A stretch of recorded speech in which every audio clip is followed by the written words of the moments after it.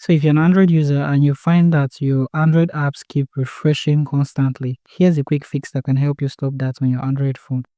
And depending on the app you're using, your mobile phone will constantly try to manage those apps' battery usage. So if you're using Google Chrome or you find Google Chrome constantly refreshing, on the Google Chrome application, you can tap and hold it down. And somewhere here, you're going to see App Info. Tap on this, and this will take you to Chrome App Info. Now, you can also go back here, open Settings, and then you want to find apps. You can search in the Search Settings section for apps, or scroll till you find apps. Tap on this, and on the app section here, you'll find all the apps installed on your device. If you don't find the app you're looking for, you see all in this section. Tap on see all, and you'll be able to see all the apps in your device as well as search for them in the search section here.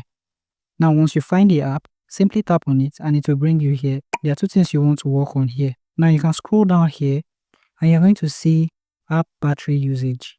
Tap on this and you see allow background usage. Now, if the background usage is turned off, you want to turn it on. You can also tap here in this section and you see other options such as optimize and unrestricted. So you can tap on unrestricted in this section, and this will allow battery usage in background without restriction.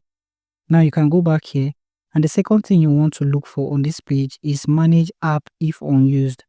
Now you want to toggle this off. So for example, if the app is in the background and not currently being used, it will refresh when this is turned on.